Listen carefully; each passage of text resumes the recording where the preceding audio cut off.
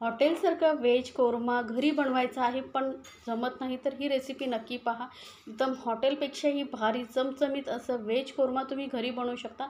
एकदम साधी सोपी रेसिपी आहे, तुम्हाला मी व्यवस्थित समजावून सांगणार आहे। तर त्यासाठी इथे आपल्याला लागणार आहेत भाज्या। तर इथे मी ताजे मटार घेतलेले आहे, तुम्ही फ्रोझन मटारही घेऊ शकता। प्रमाण भाज्यांचं तुम्ही तुमच्या आवडीनुसार कमी जास्त करू शकता। फ्लावर घेतलेला आहे, थोडेसे मोठे पीसेस करून घ्यायचे। गाजर घेतलेले आहे, थोडेसे बीन्स घेतलेले आहेत। आता या भाज्यामध्ये आपल्याला घालायचं आहे पनीर। तर इथे मी 100 ग्रॅम पनीर असं छोट्या पीसेसमध्ये कट करून घेतलेलं आहे। आता हे पनीर आधी आपण ठेवूया साईडला। आपल्याला लागणार इथे 2 कांदे, तर 2 ते 3 मध्यम आकाराचे कांदे घ्यायचे आहेत। हे मोठे होते त्यामुळे मी 2 घेतलेले आहेत। असे लांबट चिरून घ्यायचे आहेत आपल्याला कांदे। आता वळायचं आहे गॅसकडे। गॅसवरती कढई ठेवलेली आहे, त्यामध्ये पाव कप एवढं तेल घेतलेलं आहे। त्यामध्ये हा कांदा आपल्याला तळून घ्यायचा आहे। तर कांदा कसा तळायचा, थोडासा लालसर होईपर्यंत आपल्याला हा कांदा तळून घ्यायचा आहे, जास्त डार्क ब्राऊन करायचं नाही। त्यामुळे काय होतं माहिती आहे, भाजीला ना असं थोडंसं कडवट अशी टेस्ट येते। त्यापेक्षा थोडंसं लालसर तळलात ना तर भाजी एकदम टेस्टी होते। तर कांदा आपल्याला मध्ये मध्ये मिक्स करत तेलावरती चांगलं तळून घ्यायचं आहे। जास्त तेलही वापरत नाही आहोत आपण, तेलामध्ये आपण पूर्ण जी भाजी आहे बनवून घेणार आहोत, त्यामुळे एक पाव कप एवढं तेल तुम्हाला लागेल। आता हा कांदा बघू शकता थोडा थोडा लाल होत चाललेला आहे। अजून थोडासा हलकासा लाल करून घेऊया, जास्तही ब्राऊन आपण करणार नाही आहोत। तर बघू शकता कांदा आपला तळला गेलेला आहे, एवढाच आपल्याला लाल करून घ्यायचा आहे। आता कांदा काढून घेऊया आपण एका प्लेटमध्ये। त्यानंतर उरलेल्या तेलामध्येच आपण ज्या भाज्या कट करून ठेवल्या होत्या त्या घालून घ्यायच्या आहेत। आता ह्या भाज्या आपल्याला तेलामध्ये 50% तळून घ्यायच्या आहेत। यामुळे काय होतं, जी व्हेज कोरमा भाजी असते ना ती जबरदस्त टेस्टी होते। आणि खरंच तुम्ही या पद्धतीने बनवून पहा। तुम्हाला जर तळायच्या नसतील तर तुम्ही डायरेक्टली याला फोडणीला घालू शकता। आता यामध्येच आपण घालणार आहोत मटार ठेवलेले, आणि घालूया थोडंसं मीठ, पाव चमचा एवढं मीठ घालते। आता भाज्या तळतानाच मीठ घातल्यामुळे काय होतं, भाज्याने एक तर व्यवस्थित लागतं आणि भाज्याही लवकर तळल्या जातात। त्या मिठाचा जो पूर्ण टेस्ट आहे भाज्यांमध्ये उतरतो, त्यामुळे थोडंसं मीठ नक्की घाला। आता हे बघा थोडा मिक्स करत करत आपण या भाज्या तळून घेणार आहोत। तर या भाज्यांची ना टेस्ट तळून केल्यानंतर बघा खूपच छान लागते। जो व्हेज कोरमा आहे याच पद्धतीने बनवला जातो। तर हा बघा भाज्या 50% तळल्या गेल्या आहेत, काढून ठेवल्या आहेत। त्यानंतर आपला कांदाही थंड झालेला आहे। आता याला आपण घालूया मिक्सर जारमध्ये।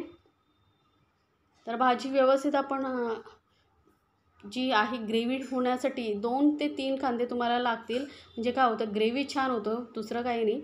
तर कांदे आपण मिक्सर जारमध्ये घालून घेतल्यानंतर अजून थोडेसे साहित्य आपल्याला ॲड करायचे आहेत। त्यामध्ये आपण इथे घालणार आहोत थोडेसे काजू, 8-10 काजू घेतलेले आहेत। थोडेसे मेलन सीड्स म्हणजे खरबुजाचे बिया असतात ना त्या घेतलेल्या आहेत। काजू आणि मेलन सीड्स पाण्यामध्ये आपल्याला थोडा वेळ भिजत ठेवायची आहे, म्हणजे थोडं नरम झाले की वाटायला छान होतात। आणि जी ग्रेव्ही आहे एकदम अशी क्रीमी आणि रिच टेस्टची होते। यापेक्षाही तुम्हाला प्रमाण जास्त वाढवायचं असेल काजू बदाम तर वाढवू शकता। आल्याचे छोटे तुकडे करून घेतलेले आहेत, एक अर्धा इंच आलं घेतलेलं आहे।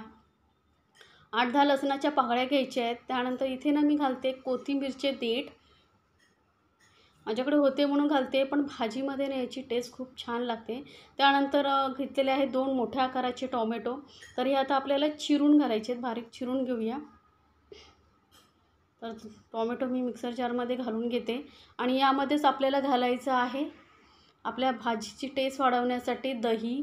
तर इथे 2-3 चमचे मी दही घालते, आणि दही ना ताजंच घालायचं आहे, आंबट घालू नका, नाही तर भाजीला टेस्ट चांगली येणार नाही। तर इथे साधारण मी 3 ते 4 चमचे मी दही घालते। कपाने मोजला तर पाव कप एवढं दही असेल, एवढंच घालायचं आहे, जास्त दही घालायचं नाही। तर हे बारीक एकदम वाटून घेतल्यानंतर परत वळूया कढईकडे। कढईमध्ये जे उरलेलं तेल होतं त्यामध्येच एक छोटा चमचा आपण घालणार आहोत बटर। बटरमुळे या भाजीला खरंच छान टेस्ट येते।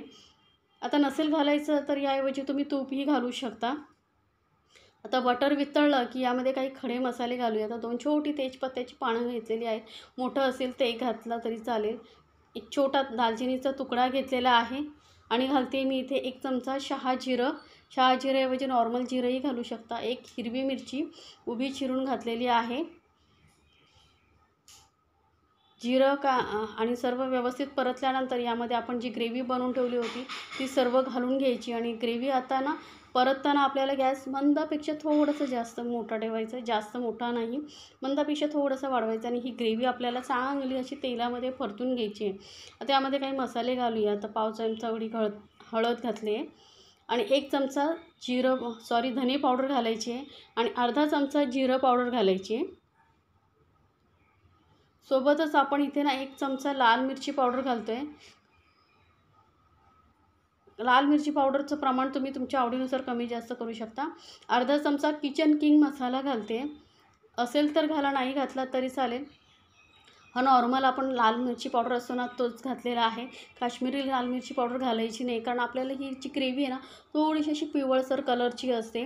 त्यामुळे जर काश्मीरी लाल मिरची पावडर वापरलात ना तर कलर जो आहे लालसर होऊ शकतो आणि आपल्याला तसा नको आहे. जसं हॉटेलमध्ये वगैरे कलर हवा आहे ना त्यासाठी फक्त लाल मिरची पावडर वापरायची आहे.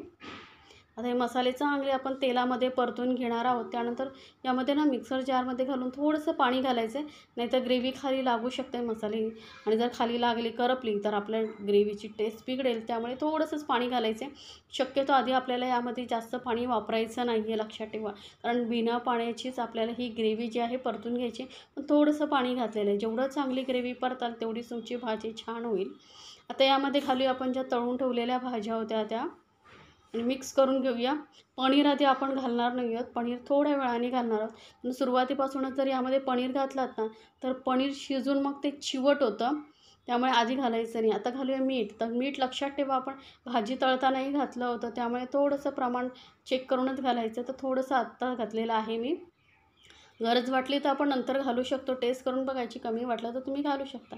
आता हे सर्व भाज्या आणि ग्रेव्ही चांगली मिक्स करून घ्यायची आहे आणि याला आता आपण कवर करून 5 मिनटं चांगलं शिजवून घ्यायचं आहे. मध्यम गॅसवरती ठेवायचे किंवा एकदम लोवरती ठेवलात तरी चालेल, कारण पाणी नाही आहे ना, त्यामुळे लोवरतीच ठेवा आणि मस्त अशी ग्रेव्ही शिजवून घ्यायची आपल्याला. बघा मस्त अशी ग्रेव्ही शिजली गेलेली आहे. अशी जाड बुडाची कढई असेल किंवा नॉनस्टिक पॅनमध्येच बनवा. पातळ अशी बुडाची कढई असेल त्याच्यामध्ये बनवू नका, नाहीतर भाजी खालून लागू शकते. आता यामध्ये घालायचं आहे पाणी. तर मी अर्धा ग्लास एवढं पाणी घातलेलं आहे, कारण ही ग्रेव्ही जी असते ना चांगली अशी थिक असते, घट्टसर असते, त्यामुळे जास्त पातळ करायची नाही. आता पाणी घालून घेतल्यानंतर यामध्ये घालायचं आहे पनीरचे पीसेस आणि थोडीशी कसुरी मेथी घातलेली आहे. 1 छोटा चमचा कसुरी मेथी तव्यावरती गरम करून पावडरसारखं करून घेतलेलं आहे, हाताने चुरून पावडर होते तसं घालायचं आहे. अर्धापेक्षा थोडा कमी चमचा गरम मसाला पावडर घालते. आत्ताच म्हणजे सुरुवातीपासून गरम मसाला नाही घालायचा, शेवटीच घालायचा, जेव्हा भाजी आपली तयार होत येते तेव्हा, म्हणजे त्याचा जो टेस्ट आहे ना छान भाजीमध्ये उतरतो. आता हे बघा मस्त सर्व मसाले आपण पनीर व्यवस्थित मिक्स करून घेतल्यानंतर वरून थोडीशी मी घालते कोथिंबीर. परत मिक्स करून घेऊया आणि आता ना आपल्याला एकदम मीडियम गॅसवरती आपण 2 ते 3 मिनटं ही भाजी शिजवून घेणार आहोत, म्हणजे पनीरमध्ये सर्व मसाल्यांचा जो फ्लेवर आहे तो उतरेल. जास्त पनीर शिजवायचं नाही सांगितल्याप्रमाणे, नाही तर तो चिवट होतो, म्हणून फक्त 2-3 मिनटं शिजवून घ्यायचं आहे. तरी बघा भाज्या पहिला आपण तळून घेतल्या होत्या त्यामुळे चांगल्या अर्ध्या 50% शिजल्या आहेत, नंतर 5 मिनटं शिजवून घेतल्या त्यामुळे त्या पटकन शिजल्या जातात. तर आता फक्त पनीर पुरतंच आपल्याला शिजवायची होती. तर गरमागरम अशी ही आपली व्हेज कोरमा भाजी तयार झालेली आहे. वरून थोडीशी कोथिंबीर घालते मी आणि अशी गरमागरम व्हेज कोरमा भाजी आपली मस्त टेस्टी अशी तयार झालेली आहे. घरच्या घरी बनवायला किती सोपं आहे बघितलं ना, कुणालाही सहज जमेल. एकदम जबरदस्त टेस्टी लागते. रोटी बरोबर, पुरी बरोबर, नान बरोबर एकदम अप्रतिम. तर नक्की बनवा आणि मला कमेंट्समध्ये सांगायला विसरू नका तुम्हाला ही रेसिपी कशी वाटली. अशा छान छान रेसिपीसाठी आपल्या चॅनलला सबस्क्राईब करायला विसरू नका. सोबतच बेल आयकॉनवरती नक्की क्लिक करा, म्हणजे काय होईल, माझ्या नवीन रेसिपीची नोटिफिकेशन लगेचच तुमच्यापर्यंत पोहोचेल.